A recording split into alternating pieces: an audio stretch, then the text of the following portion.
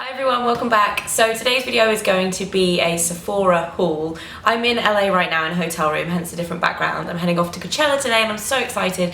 We got the chance to do a little bit of shopping yesterday and I picked up quite a few things that I wanted to show you. So this haul is going to have two parts. I don't know why I just put up 3 fingers. 2 parts. And the first one is this video. It's going to be a Sephora haul, and the second one is going to be kind of fashion and fitness items that I picked up yesterday as well. So let's get into my Sephora bag.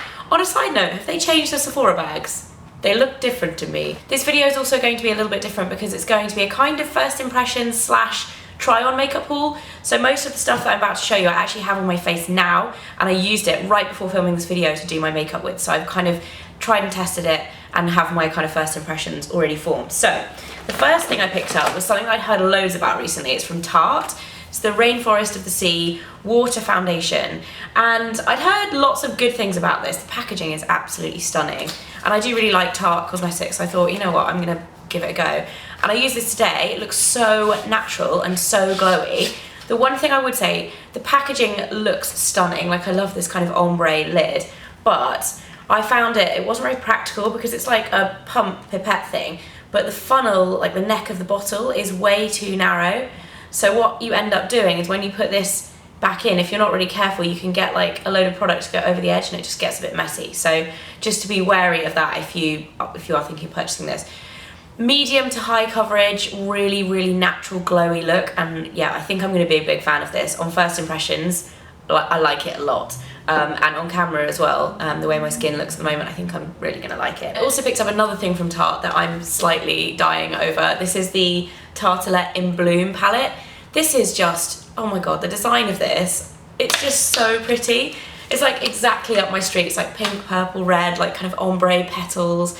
I absolutely love the packaging of this, and the colours of the shadows are just stunning. I think this is like my perfect palette. Like, genuinely, it's just gorgeous. There's 3 rows and they're all slightly different toned, so you can mix and match them all together, or you can just stay to the kind of same tone. So the top one is like a slightly more kind of purpley grey kind of taupe shade. The middle one is like more of a brown, and then the bottom one is a bit warmer with gold, and like a really warm matte brown. They're mostly matte shades. There's 3 shimmers, which are Funny Girl, Firecracker and Rocker, and all the others are matte. The formulations are gorgeous, so pigmented and really creamy. The one thing I thought was strange is that they're scented like kind of like chocolatey, which I don't really get. I feel like Tarte and Too Faced are already quite similar brands, and I didn't really get why they kind of scented them so they are like really similar to the Too Faced palettes.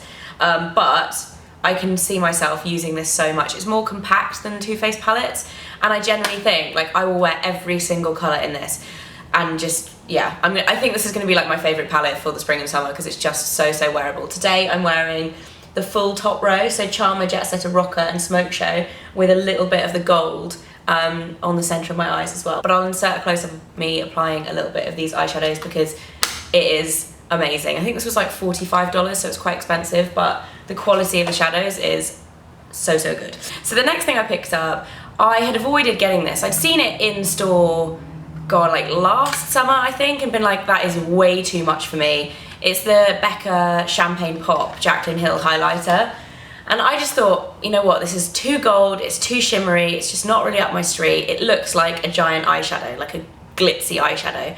But having heard so many of my friends say how amazing this was, I was like, I actually have to try it, and they were right. It's amazing. I needed it in my life, and I don't regret buying it. It's so beautiful. I used it today on my cheekbones, on my brow bone, on my cupid's bow, and then on the tear ducts of my eyes as well. And it's just so beautiful and glowy. I would say you do need to kind of, if you aren't into wearing like really full on makeup, you definitely need to kind of blend it out a little bit because it is very intense. I feel like this will last me forever. Like, the amount you need to use, I'm not gonna be running out anytime soon. So yes, worth the hype.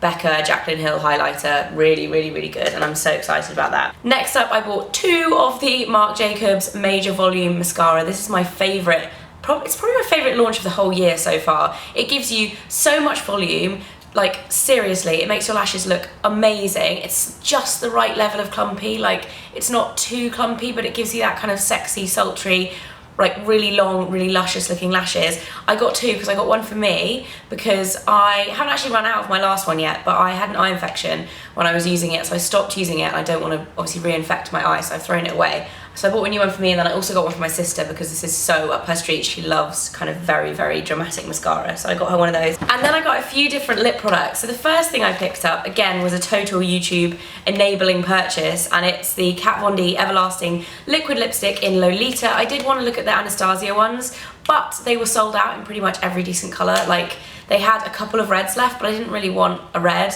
I wanted more of a nudie shade, so they had like reds and like the lilac, kind of the more brighter, kind of crazy oranges and lilacs and stuff. So I had a look at the Kat Von D ones, and I went for this one, which is Lolita, the classic kind of best-selling shade, apparently. It's a really dark, kind of, it's almost like a dark brownie nude. Quite similar in kind of tone to MAC's Whirl that I've been using a lot recently, but obviously the formulation of this is very different. I hadn't actually tried these before. I'd heard loads about them, and I tried them to film this video. I'm actually not wearing this one now because I bought quite a few lipsticks, and I'm wearing the last colour that I'm going to show you.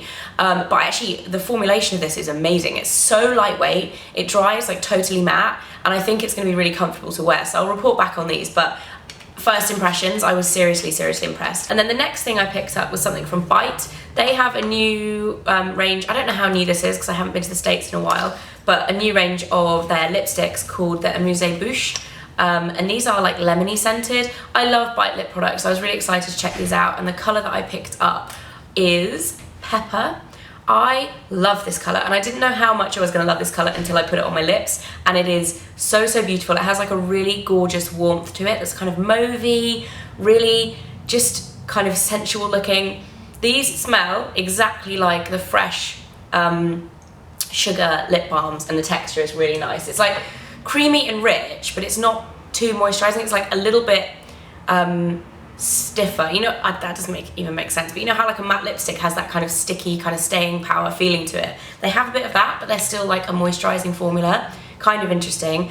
And then lastly, for lip products, I picked up a new product from the Estee edit, which, if you guys haven't seen any of this, it's not out in the UK yet, and I was really excited to see the range. It's a diffusion line of Estee Lauder. Kendall Jenner's the face of it. The packaging is really different for Estee Lauder. The whole spin of it is a lot younger. So I was really excited to check it out. The lip products look really nice. So I picked up one, and it's called So Bare. This is what I'm wearing right now, and I have to say, I love it. Like, the first time I put it on, which was about 5 minutes ago, so I haven't like really tried it out. It just feels so smooth on the lips. It's almost like a balm, but it has like a really kind of decent colour payoff for a balm. You can build up the colour. It's a gorgeous kind of deep nude. This is the perfect kind of nude for me because I've got fairly pigmented lips anyway. Pale nudes sometimes can be quite hard for me to wear because I end up with that kind of like 90s lip liner look, like I'm going paler than my natural lips. It's quite hard to do. This is just a gorgeous nude, and the texture is beautiful. It feels like a amazing lip balm. So yeah, and the packaging of this is really interesting. It's basically all silver. It's quite similar to Estee Lauder stuff, but then it has this like spray over. So some of it is sprayed with blue, this one is sprayed with white.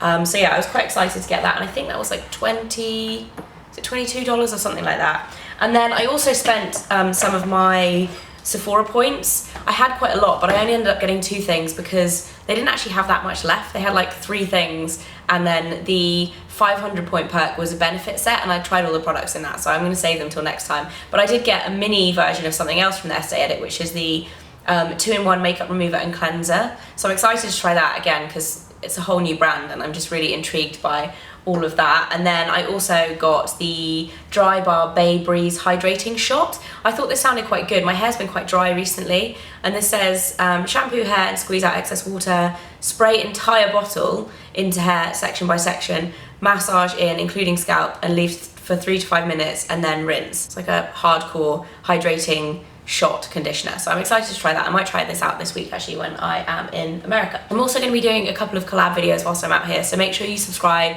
to see those, and I'll see you again soon. Bye guys!